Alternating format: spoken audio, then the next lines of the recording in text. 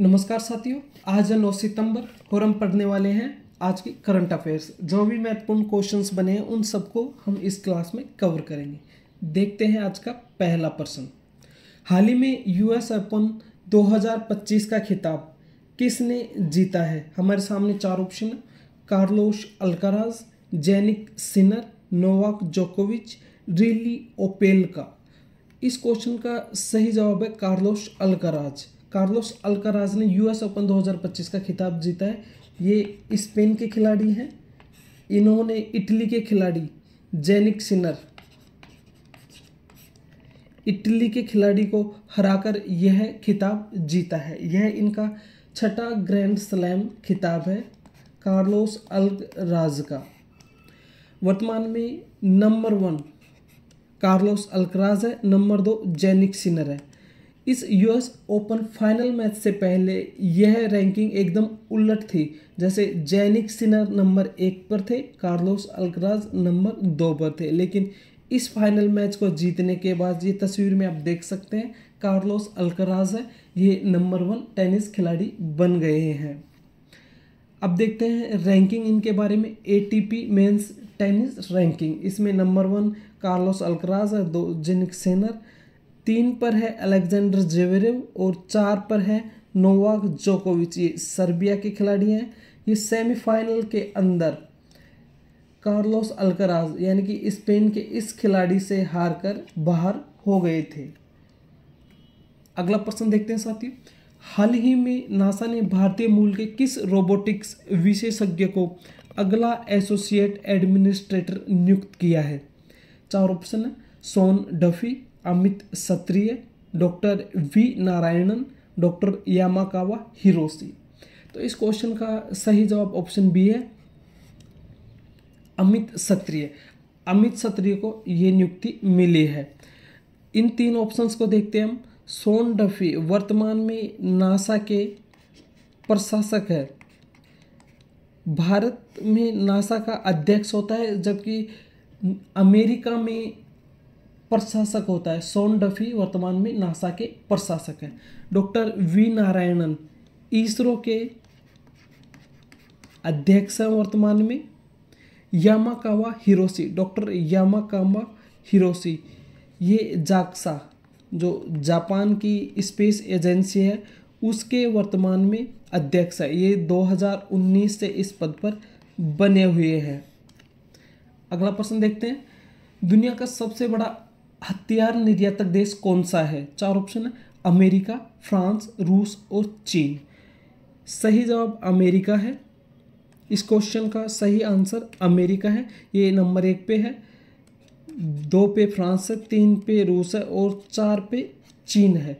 अब इनका प्रतिशत देख लेते हैं। वर्ल्ड में कितना ये निर्यात करते हैं? अमेरिका 43% विश्व के देशों को आर्म्स एक्सपोर्ट करता है, जबकि फ्रांस 9.6 के साथ 2 पर है, रशिया 7.8 के साथ तीसरे स्थान पे है, चाइना 5.9 के साथ 4th पोजीशन पे, जबकि जर्मनी 5.6 के साथ इस लिस्ट में 5वें नंबर पर बना हुआ है। अगला प्रश्न। हाल ही में किस देश की संसद पर प्रदर्शनकारियों ने हमला कर दिया है? पार्लियामेंट पर। चार ऑप्शन है: श्रीलंका, बांग्लादेश, नेपाल, भूटान। इस क्वेश्चन का सही जवाब हो जाएगा नेपाल। हाल ही में नेपाल की सरकार ने जो अमेरिका में चल रहे सोशल मीडिया प्लेटफॉर्म्स हैं उन पर बैन लगा दिया था। 14 से ज़्यादा, जैसे यूट्यूब है, फेसबुक है, इंस्टाग्राम है, इन सभी पर बैन लगा दिया था, जिसकी वजह से जो नेपाल का यूथ लोग हैं उन्होंने, जेन जी जनरेशन, उन्होंने नेपाल की संसद को घेरा और उस पर पथराव वगैरह किया। उसमें पेनिट्रेशन यानी कि अंदर तक घुस गए, जिसकी वजह से वहाँ पे एक भगदड़ सी क्रिएट हो गई, जिसमें 20 से ज़्यादा लोग अभी तक मारे जा चुके हैं। प्रशासन इनको कंट्रोल करने में लगा हुआ है। ये सारा वाक्य इसलिए हुआ क्योंकि नेपाल की जो सरकार है उसने इन सोशल मीडिया प्लेटफॉर्म्स को कहा था कि हमारी गवर्नमेंट की पॉलिसी के तहत आप यहाँ पे अपना रजिस्ट्रेशन करवा लें, उसके बाद आप इन ऐप्स को देश में चलने दिया जाएगा, लेकिन उन्होंने ऐसा किया नहीं। इसकी वजह से सरकार ने इन प्लेटफॉर्म्स को बंद कर दिया और ये प्रदर्शन क्रिएट हुआ। इसके अलावा जो चाइनीज़ मीडिया है, सोशल मीडिया जैसे टिकटॉक, इसने समय रहते अपना रजिस्ट्रेशन करवा लिया था, जिसकी वजह से यह बैन होने से बच गया। देखते हैं साथियों, पूरे नेपाल में यह फैला है, जैसे ये पोखरा है, काठमांडू है, भरतपुर, इटहरी, विराटनगर, इन सारे क्षेत्रों में ये फैल चुका है। ये जगह साथियों लिपुलेख दर्रा की है, जो भारत और नेपाल के बीच में विवाद का मुद्दा है। हाल ही में जो नेपाल के प्रधानमंत्री हैं केपी ओली, उन्होंने इस मामले को एससीओ समिट में शामिल होने चीन में गए थे, तो चीनी राष्ट्रपति शी जिनपिंग के सामने भी उठाया था, लेकिन उन्होंने कहा कि यह आपका आपसी मामला है, तो आप आपस में ही इसको सुलझाइए। यहाँ यहीं पर काला पानी है और यहाँ लिपुलेख दर्रा है।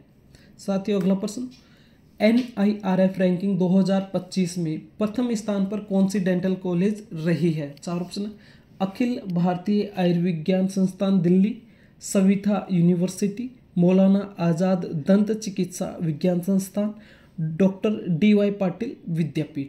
इस क्वेश्चन का सही जवाब है option A, AIIMS Delhi number 1 स्थान पर रही है। अब देख लेते हैं NIRF की फुल फॉर्म क्या है।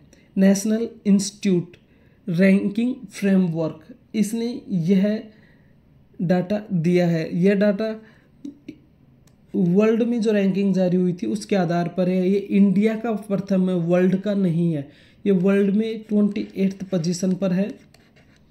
पिछले साल दूसरा कॉलेज इस स्थान पर था, लेकिन इस बार 28th वर्ल्ड पोजीशन के साथ ये इंडिया का नंबर 1 डेंटल कॉलेज है। हाल ही में विश्व साक्षरता दिवस 2025 कब मनाया गया है? 4 ऑप्शन है, 5 सितंबर, 7 सितंबर, 8 सितंबर, 9 सितंबर। तो इस क्वेश्चन का सही जवाब हो जाएगा ऑप्शन डी, 9 सितंबर को विश्व साक्षरता दिवस मनाया गया है। NIRF के अनुसार भारत में कौन सा IIM संस्थान प्रथम स्थान पर रहा है? 4 ऑप्शन है, NIRF बेंगलोर, NIRF अहमदाबाद, मुंबई और कोलकाता।